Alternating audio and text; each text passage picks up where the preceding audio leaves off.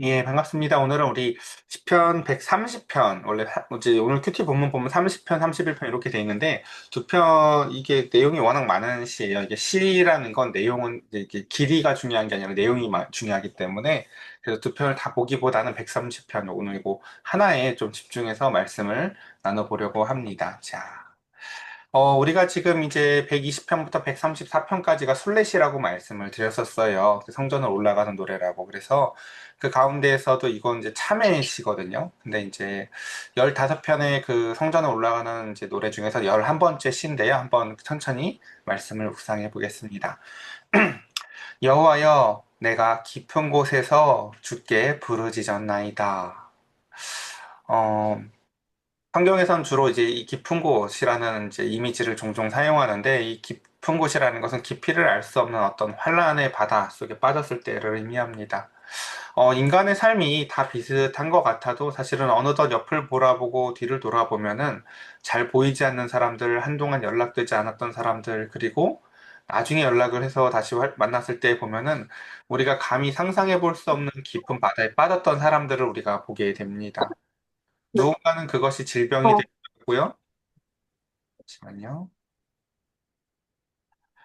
누군가에게는 그것이 질병이 되기도 하고, 누군가에게는 그것이 사망이 되기도 하고, 누군가에게는 말할 수 없는 경제적인 또는 관계적인 어려움들이 되기도 합니다. 그런 깊은 바다에 빠지는 인간은 그 가운데서 이 시편 69편은 그래서 이렇게도 표현을 하거든요.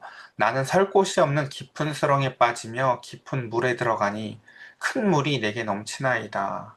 그래서 이런 어려움에 빠진 사람들은 그런 말을 잘해요. 와, 이게 내가 여기가 끝인 줄 알았는데 이거보다도 더 말할 수 없는 또 깊은 수렁이 있구나라는 이야기들을 잘 하기도 합니다. 나를 수렁에서 건지사 빠지지 말게 하시고 나를 미워하는 자에게서와 깊은 물에서 건지소서라고 하며 시편 69편 역시도 이 깊은 물, 깊은 곳을 이렇게 이용을 하는 것을 볼 수가 있습니다. 그러니까 우리 인간은 비로소 이 깊은 물에 빠졌을 때야 비로소 하나님을 찾고 부르짖습니다. 늘 목회를 하면서 제일 안타깝고 힘든 지점 중에 하나가 바로 이 지점입니다. 왜 우리는 이곳에서 만나야 할까라는 것입니다. 자, 그러나 시인은 그곳에서 이제 이렇게 바라보겠는데요. 주여, 내 소리를 들으시며 나의 부르짖는 소리에 귀를 기울이소서라고 하며 오직 이때에서야 비로소 사람은 하나님만을 바라보며 하나님께 부르짖으며 하나님 내 귀에 귀를 기울여 주세요. 내 소리에 귀를 기울여 주세요라고 은혜를와 호의를 향한 간구를 합니다.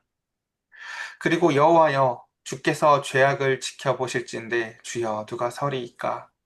이 시인은 하나님 앞에 부르짖으며 그 가운데서 동시에 하나님을 보니까 자신이 보여요. 무엇이에요?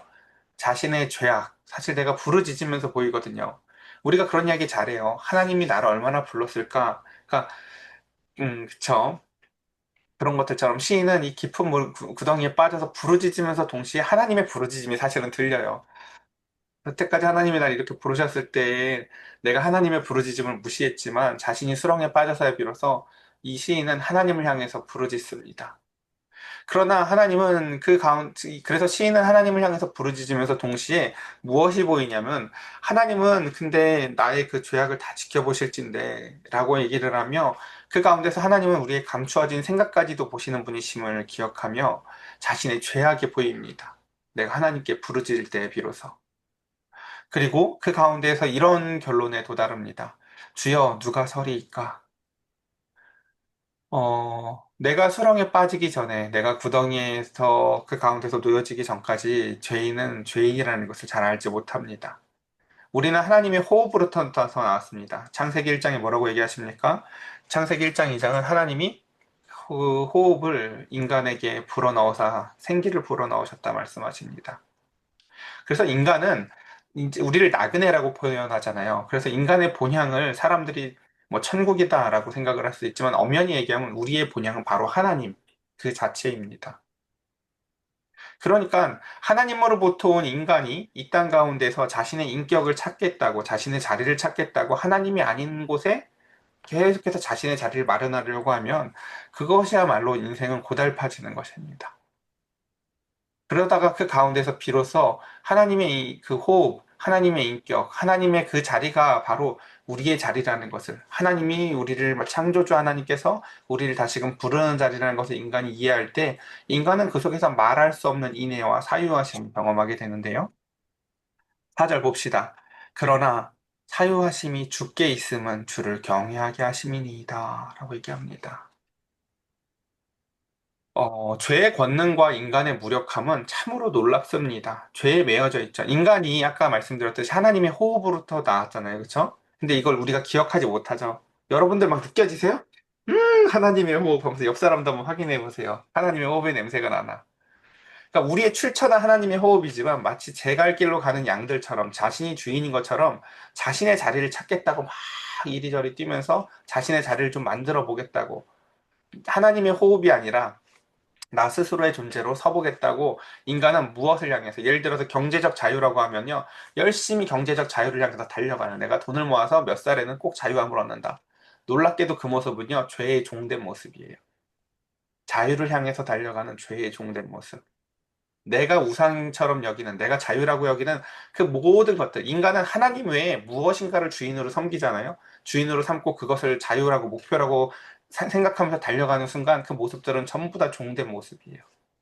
참 아이러니하죠. 내가 30년 동안 종으로 살고 나서 나중에 자유를 얻을 거야. 몇 년 사실 건데요. 그렇죠? 그런 삶은 사실은 존재하지 않습니다. 그래서 인간은 그 가운데서 죄의 권능과 인간의 무력함을 철저히 느껴요.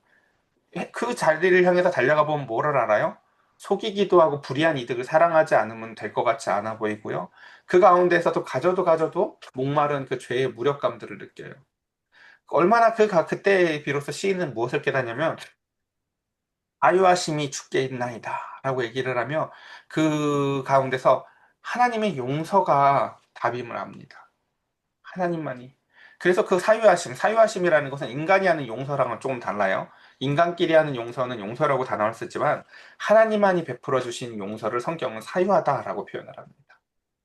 근데 그 사유하심이 누구에게 있다고요? 바로 하나님께 있다라고 얘기합니다.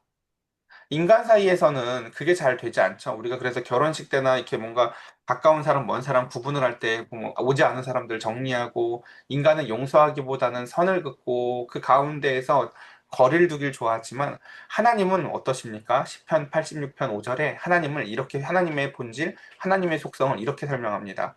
주는 선하사 사죄하기를 즐거워하시며 라고 얘기합니다.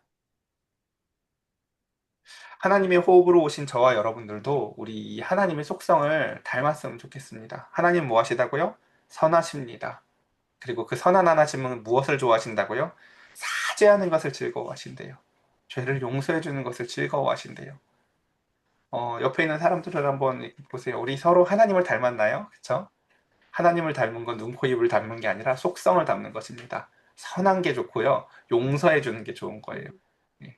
내가 너를 용서해 주는 게 내가 즐겁다, 이 자식아. 죄에 매여 있지 마라, 이 녀석아. 난 다 용서했다, 이 녀석아. 라고 말입니다. 그게 바로 하나님의 속성입니다. 시인은 비로소 자신의 소망이 내가 열심히 달려서 얻는 경제적 자유가 아니라 하나님의 본질, 하나님의 속성, 하나님의 용서하심, 하나님의 사유하심에 있다는 것을 바라봅니다. 그리고 그때에 비로소 주를 경외하게 하심이니이다. 이 모든 것에는 여러분 목적이 있다는 걸 기억하셔야 돼요. 그러니까 기독교에서 항상 경시되는 것 중에 하나가 우리는 드디어 죄로부터 용서받았습니다. 박수하고 끝내요. 그러시면 안 돼요. 예, 사유하심에는요 목적이 있어요. 죄를 용서해 주시는 목적이 뭐라고요? 사유하심이 주께 있으면 주를 경외하게 하시려고 하는 거예요. 하나님을 경외케 하시기 위해서예요. 그러니까 용서받았다고 하고 나가서 간증하고 다니라는 얘기가 아니에요. 용서받았다고 하고 나가서 막 전도하라는 얘기가 아니에요. 용서받은 자신이 이제 하나님을 두렵고 떨린 가운데서 사랑하고 그 가운데서 내가 여태까지 그 나의 격을 찾겠다고 나의 인격을 내 스스로가 찾겠다고 달렸었던 경제적 자유를 향해서 달렸었던 모든 그 죄악된 달리기를 멈추고 하나님의 본질과 속성만이 우리의 소망이라는 것을 깨달은 이 사람은 그렇게 하나님을 경외합니다. 자, 여기서 중요한 게 뭐예요? 용서와 경외의 관계예요. 뭐가 우선이에요, 항상요? 용서가 먼저예요. 하나님으로부터 용서받은 경험을 한 사람이 그 가운데서 하나님을 경외하게 됩니다. 요나서 1장 9절은 이런 얘기를 하거든요. 요나가요, 자기가 하나님을 경외하는 사람이래요. 나는 하나님을 경외하는 사람이야. 히브리인 중에서. 막 이렇게요. 근데 이 사람은 뭐라는 걸 볼 수 있어요? 아무도 용서를 못해요. 내 생각으로부터 벗어나는 사람들을 품지 못해요. 그러니까 인간은 이렇게 둘 중 하나를 잘 잃어버려요. 하나님의 용서를 받았다고 자기 혼자 좋아하지만 경외심이 없거나, 자기가 경외한다고 여기지만 사실은 하나님의 속성이 자신에게 없기도 합니다. 우린 이 두 가지의 관계를 꼭 기억했으면 좋겠습니다. 여러분, 경외는요, 용서는요, 절대 주관적이고 이기적일 수 없어요. 하나님의 은혜가 얼마나 큰지. 그래서 나 같은 죄인도 사해 주셨는데, 그럼 다른 사람들도 못 사할 이유가 없겠구나. 이건 죄의 크기가 아니라 하나님의 은혜의 크기의 감격 때문에 그래요. 그러니까 요나가 제대로 사실은 사유함을 받았으면요, 뭘 알았어야 되냐면은, 내 죄를 알아서 저 니누의 사람도 능히 용서하시고도 남겠구나 라는 걸 알아요. 하나님이 그래서 그 설명을 하시죠. 저기에 얼마나 많은 아이들과 사람들과 가축들이 있는 줄 아니? 그때 우리는 뭘 알아야 돼요?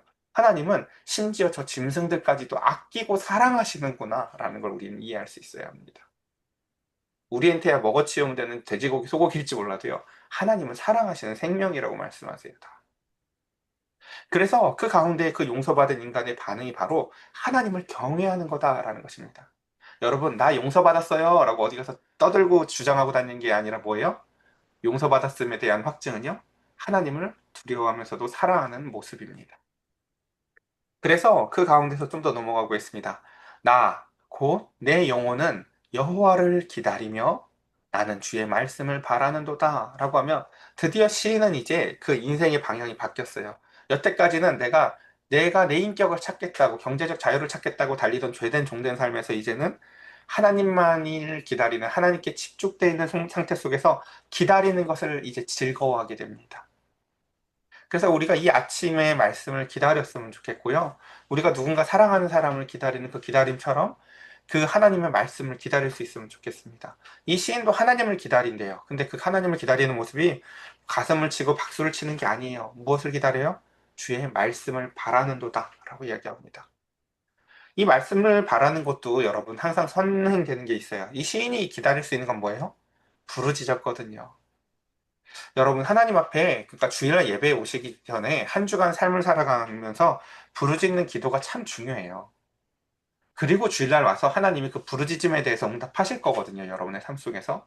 물론 그 응답이 오늘 주일 말씀이랑 나랑 무슨 상관이야, 이렇게 들릴 수도 있어요. 마치 욥이 나 고난 왜 받아요? 라고 물어보는데 갑자기 너 허리에 띠띠고 나한테 한번 얘기 좀 해볼래? 라고 하면서 나랑 상관없는 얘기 하시는 것 같지만, 사실은 듣기만 했던 하나님을 보여주시려고 하는 응답인 것처럼, 때로는 내가 한 기도하고는 아무 상관없는 하나님의 말씀처럼 들려질 수 있어요. 자, 그러나 그렇지 않다라는 것입니다.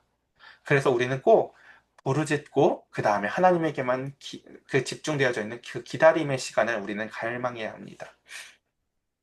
그래서 이 시간이 얼마나 마음의 그 기쁨으로 우리를 인도하는지, 파수꾼이 아침을 기다림보다 내 영혼이 주를 더 기다립니다 라고 시인은 확증합니다. 우리 군대 갔다 오신 분들은 이제 그쪽 불침번을 뭐 1시간 정도씩밖에 안 쓰니까 이걸 잘 모를 수도 있지만, 고대 사회에서는 그렇지 않죠. 아침까지 쓰는 겁니다. 저 해가 떠야 이 추위가 물러가고 두려움이 물러가고. 저도 예전에 몽골에서 이제 밤에 이제 게르 밖에서 아이들을 지키고 자본 적이 있었는데, 소와 그 강아지들이 밤에 보면요, 그 늑대로부터 지키는 그 목동 개들은요, 밤에 눈만 보여요. 부리부리 해가지고.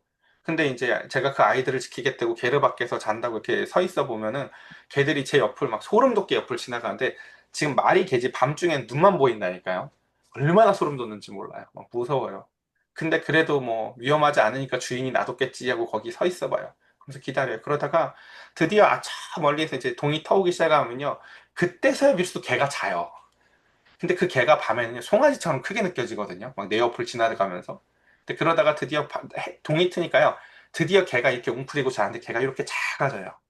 아, 제가 그렇게 무서운 애가 아니었는데 밤중에 그렇게 내가 쟤 때문에 무서웠어요. 그런 것처럼 파수꾼이 아침을 기다려요. 근데 이 아침을 기다리는 것처럼 뭘 기다린다고요? 하나님을 바라보며 하나님한테 내가 한 말씀이라도 들으면 그것으로 말미암아 능히 살겠다라는 기다림이 그에게 있다는 거죠. 그래서 시편 107편에도 보면 이렇게 표현을 합니다. 그가 그 말씀을 보내어 그들을 고치시고 위험한 지경에서 건지시는도다. 여러분, 하나님의 말씀에는 능력이 있습니다. 인간의 그냥 그 형식적인 말하고는 다르다고요. 마태복음 9장에도 이렇게 표현이 되어져 있죠. 예수께서 그들의 믿음을 보시고 중풍병자에게 이르시되 작은 자야 안심하라 내 죄사함을 받았느니라 말씀해 주셨습니다. 이 한마디에 그는 자유함을 얻습니다. 우리가 기다려야 되는 것은 바로 그 하나님의 말씀입니다. 부르짖고 그 부르짖음에 대한 응답을 기다리며 그 가운데서 하나님의 응답을 기다려서 그 응답 가운데서 하나님의 인자와 하나님의 호의를 알아야 합니다. 자, 그래서 보면 이제 좀 더 넘어가 볼까요? 마지막인데요. 이스라엘아 여호와를 바랄지어다. 여호와께서는 인자하심과 풍성한 속량이 있음이라 이렇게 얘기합니다. 드디어 이 사람은 하나님을 바라보며 하나님의 그 속량을 경험합니다. 여러분, 근데 이 속량을 우리는 꼭 기억하셔야 돼요. 속량이라는 게 뭔지 우리 다 아시죠? 뭐예요? 대가를 치른 구원이에요. 거저받은 구원이 아니죠? 네, 대가를 치른 구원이에요. 제가 이제 아이들하고 이제 2박 3일을 놀고 왔잖아요. 그쵸? 대가를 치른 게 이제 제 카드값에 찍혀 있겠죠. 아이들은 이 대가를 잘 몰라요. 뭐가 제일 좋았어? 어디서 놀았던 것도 얘기하고, 뭐 먹었던 것도 말하고 말할 거예요. 아이들은, 그쵸. 좋았던 시간만을 알아요. 대가는 누구만을 알아요? 나와 카드 회사가 압니다. 예, 그런 것처럼 사실 우리가 하나님으로부터 받은 그 공량은요, 늘 우린 그것을 기억해야 합니다. 그 뒤에 사실 대가가 있었다는 것을 이해합니다. 여러분, 그럼 하나님이 치르신 대가는 뭘까요? 자, 한번 같이 따라해 볼까요? 인애. 자, 하나님은요, 인애라는 대가를 치르세요. 하나님은 말로써 제가 이걸 이렇게 늘 자주 설명했던 것 같아요. 마치 그 기름 낀 프라이팬을 뜨거운 물로만 닦는 것처럼요. 하나님은 우리를 사랑하시는 그 죄된 기름 범벅된 우리의 마음을요. 뜨거운 칼칼 펄펄 끓는 뜨거운 사랑의 물로요. 우리의 마음에 한없이 부으셔서 그 가운데서 기다리고 기다리게 하시면서 그렇게 대가를 치르셔서 정말 그 때가 됐을 때 이렇게 얘기하세요. 사랑하는 혜영아, 사랑하는 피스야, 내가 너를 뽀드득 소리 나는 인간으로 만들어 줄 거야. 바룩한 나를 닮는 너도 용서해 주는 걸 사랑하게 나의 선하심을 닮은 존재들로 내가 너를 만들 거야. 라고 하나님은 우리를 부르십니다. 그래서 이 대가를 치른 구원을 통해서 우리는 그 인애가 대가였다는 걸 꼭 기억하면서 우리는 그것을 알아야 합니다. 그래서 이렇게 얘기를 하죠. 이제 이 시인은요, 이것도 안 거예요. 보니까, 아, 이게 대가를 치른 거였구나, 라는 걸 알아요. 그래서 소문내기 시작해요. 뭐라고 해요? 그가 이스라엘을 그의 모든 죄악에서 속량하시리로다. 야, 하나님, 우리 이거 다 내주실 만큼 인애가 크신 분이야. 하나님은 나 하나 구원하신 다음에, 야, 이제 나 돈 별로 없는데 하시는 분이 아니라, 하나님은 우리 모두를 위해서 그 대가를 이미 치르신 분이야. 라고 시인은 하나님의 그 인애의 크심을 자랑합니다. 그래서 하나님은 이제 말씀을 오늘 정리해 보겠습니다. 하나님은 그 신실한 사랑을 보이심으로써 자신의 죄로 인해 스스로 노예가 되고 죽음에 빠진 백성들을 이렇게 건져주시기를 즐거워하십니다. 그러니까 우리가 여기서 제일 중요한 단어는 그걸 즐거워하신 하나님이시라는 거예요. 여러분 용서하면서 막 즐거워하는 사람 본 적 있으세요? 제가 나한테 나쁘게 했는데 내가 얘한테 막 좋아하면서 내가 얘 용서했다 즐거워하는 사람 본 적 있으세요? 우리 잘 본 적 없을 거예요. 그렇죠? 이게 근데 하나님의 속성이래요. 내가 너를 그쵸? 아빠가 자기 그 집 나갔던 아들을 용서해 주면서 막 속이 쓰렸겠어요? 아니죠. 기뻐하죠. 잔치를 벌이죠. 다 줘도 안 아까워! 라고 얘기한다고요. 왜요? 하나님의 호흡이 돌아온 거기 때문에 그래요. 내 한 호흡도 하나님을 잃고 싶지 않아 하세요. 우리는 죽어도 싼 인간들이 있잖아요. 근데 하나님에게는요, 그런 인간은 존재하지 않아요. 모두 다가 하나님의 호흡이에요. 우리는 그래서 이거 어려운 얘기긴 하지만 죄와 사람을 구분할 줄 알아야 된다고 얘기를 하죠. 죄는 미워하지만 그를 종되게 만드는 죄는 밉죠. 근데 죄된 사람을 은 하나님의 호흡이라는 것을 우리가 함께 같이 기억하면서 사람은 사랑할 줄 아는 그 하나님의 시선이 우리에게 필요합니다. 자, 이제 말씀을 맨 밑에 이렇게 정리해봤으면 좋겠어요. 오늘 그 시의 키워드는 크게 참회, 용서, 희망으로 정리를 해봤습니다. 참회는 뭔가요? 바로 하나님의 거룩과 인간의 죄악의 간극을 이야기합니다. 하나님은 우리를 용서해 주시는 것을 즐거워하고 기뻐하시는 반면에 인간은 한 톨도 손해보기를 싫어합니다. 그쵸? 과일 가게 하나만 가도 지난번엔 이거 주더니 왜 요번엔 이거예요? 그쵸? 과일이 덜 좋을 수도 있죠, 뭐. 그죠? 그것처럼 인간은 참으로 조금도 이렇게 용서가 아니라 손해도 싫어해요, 사실은요. 근데 그 가운데서 하나님은 하나님의 크신 인애로 말미암아 용서를 베풀어 주세요. 저도 제 두 딸을 사랑해 보면서 얘를 사랑하잖아요. 그러면 얘가 아빠 나는 하고 또 얘를 사랑해 주면 얘가 아빠 나는이라고 얘기를 해요. 인애가 부족하지 않거든요. 두 딸을 사랑하고도 남는 사랑이 있어도요. 순서를 가지고도 질투를 하기도 하고 하는 게 바로 우리의 사람이에요. 근데 그때 철이 들면 이제 뭐가 보여요? 저 사랑은 퍼도 모자름이 없겠구나라는 게 보여요. 거기서 굳이 나도라고 하지 않아도 저 사랑이 내가 퍼다 써도 저 사랑이 우리 아빠가 나뿐만이 아니라 누군가에게 퍼다 준다고 해도 마르는 셈이 아니구나라는 걸 우리는 언젠간 보게 될 것입니다. 하나님의 사랑이요, 여러분. 그래서 새신자에게 부어진다고 해서 먼저 온 우리들에게 덜 오는 게 절대 아니에요, 여러분. 예. 제가 얘기를 드렸잖아요. 내적 친밀감이 다르다고요. 자, 지금부터 새로운 새신자가 와요. 제가 엄청 기쁘겠죠? 예배 분위기도 바뀌면 참 기쁘겠죠? 자, 그 사람하고 나누는 친밀감과 기쁨이랑, 내가 아무것도 모를 때 나를 제일 먼저 알아봐주고 나와 함께 같이 예배 드렸던 사람하고 나누는 내적 친밀감과 사랑이랑은요, 질적으로도 다르겠지만, 결코 부족하거나 무엇이 더 낫다라고 비교할 수 있는 게 아닙니다. 그러니까 그런 이야기들 여러분 들어보셨잖아요. 아, 이럴 줄 알았으면 죽기 전에 예수 믿을 걸. 그런 게 여러분 아니라니까요. 예, 예. 그런 후회는 있지 않아요. 아, 더 빨리 믿었을 걸. 더 빨리. 그랬으면 인생이 얼마나 간단하게 정리되어지고 헛된 데에 열심히 마치 그 운동하는 사람들이 저 자전거가 아니라 가짜 자전거를 타잖아요. 살만 빼겠다고. 저 어디를 가지도 않는 자전거 타는 모습처럼 살 빼겠다고 경제적 자유를 이용해서 열심히 페달만 굴리는 모습처럼 여러분 그냥 그건 하나님이 주시는 은총 가운데서 노동 속에서 하는 일이지 그것이 절대 돈이 우리에게 자유를 주지 못합니다, 여러분. 그리고 마지막. 그래서 이 용서, 하나님의 인애를 경험해서 결국 속량을 통해서 우리는 하나님을 경외하는 방식으로 그것이 우리에게 희망이 되어야 할 것입니다. 하나님이 우리에게 값을 치러주심으로 말미암아 이제 우리가 주기도문에서 늘 뭐라고 기도해요? 우리가 우리의 죄를 용서해 준 것처럼 하나님 우리의 죄를 용서해 주세요 라고 얘기할 만큼 우리도 용서해 주는 것을 즐거워하고 그 하나님의 선하심을 나타내야 되는 인애의 그 통로가 되어졌으면 좋겠습니다. 우리 이 시간 함께 같이 기도했으면 좋겠는데요. 하나님, 이 아침 시간이 늘 꿈에서도 저는 하나님 꿈을 종종 잘 꾸거든요. 하나님의 말씀만을 바라며 그래서 그 파수꾼이 아침을 기다리는 것보다 하나님을 기다리다가 이 아침마다 맛보는 말씀이 달콤하고 귀하고 그 가운데서 하나님의 말씀 한마디가 우리의 삶을 건져내는 능력이 있음을 믿고 바란다고 이 시간 우리 하나님 앞에 함께 기도하는 시간 갖도록 합시다. 함께 기도하겠습니다.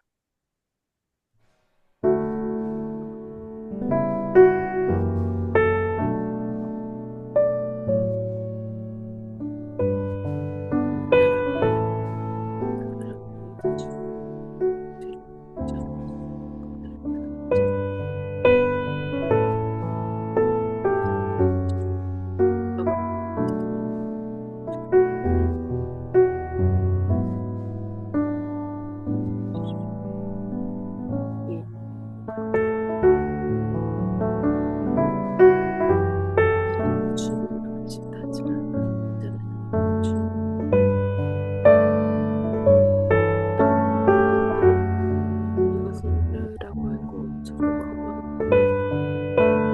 하나님의 아버지 하나님을 용서주고 아버지 즐거워지는 그 모습을 바라보며 아버지 하나님 주시오 아버지 그 용서해 주시고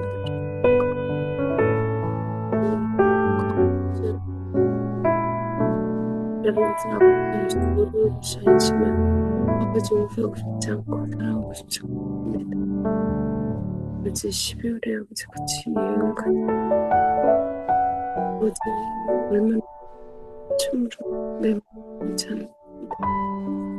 아버지 그런 또 그런 소리는 나오는 이제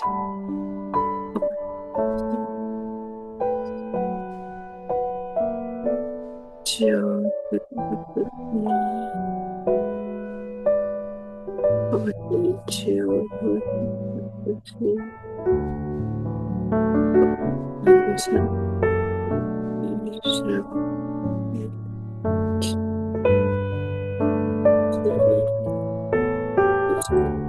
너를 말하고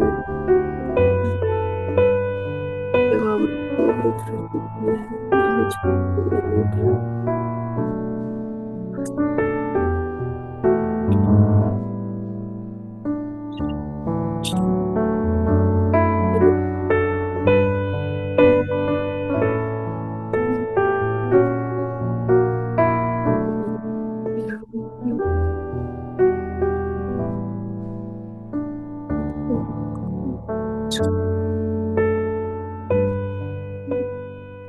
아버지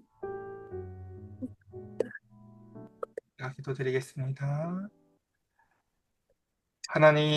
하나님의 거룩하심을 바라보고 우리의 어리석음과 죄악된 그 하나님과 우리 사이의 간극을 바라볼 때 우리는 참으로 깊은 수렁에서 한숨만 내쉬며 그 깊은 바닷속에서 여기보다도 더 바닥이 있을까 싶은 가운데에서야 비로소 하나님께 부르짖기 시작합니다. 그러나 우리의 죄악이 마치 기름기가 잔뜩 낀 후라이팬처럼 이걸 어떻게 닦아낼 수 있을까? 여기에 묻혀도 저기에 묻혀도 누군가만 더 힘들게 할 뿐, 이 더러운 죄악 가운데서 신음하는 우리를 향하여 그 큰 저주지보다도 더 큰 하나님의 사랑에 인해의 댐을 바라보게 하시고 펄펄 끓는 용광로보다도 더 뜨거운 예수 그리스도의 사랑을 보게 하여 주시사 능히 우리 한 사람의 죄뿐만 아니라 모든 사람의 죄를 씻고도 남을 하나님의 뜨거운 사랑을 경험하게 하여 주시옵소서. 우리 사랑하는 성도들, 능히 나만 구원받는 것이 아니라 나의 죄만 씻어주신 하나님이 아니라 모든 일을 씻으시고도 남으시는 용서하시기를 기뻐하시고 선하신 하나님을 자랑하고 찬양하는 하나님을 경외하는 우리 사랑하는 성도들 되게 하여 주시사 하나님 용서의 사랑의 전문가들 되게 하여 주시옵소서. 우리 주 예수 그리스도의 이름으로 기도드렸사옵나이다. 아멘. 안